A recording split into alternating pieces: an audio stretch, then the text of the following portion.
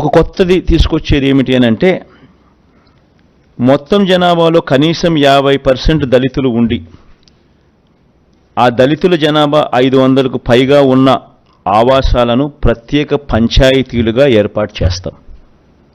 This one new thing, కొత్తగా చేయబోతా ఉన్నాం.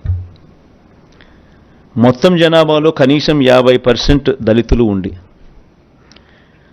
దళితుల జనాభా 500కు పైగా ఉన్న ఆవాసాలను ప్రత్యేక పంచాయతీలుగా ఏర్పాటు చేస్తాం.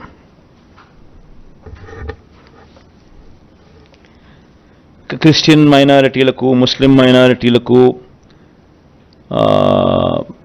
హిందూ దేవాలయాలకు ఇప్పుడు జరుగుతూ ఉన్నటువన్నీ కూడా కొనసాగుతాయి.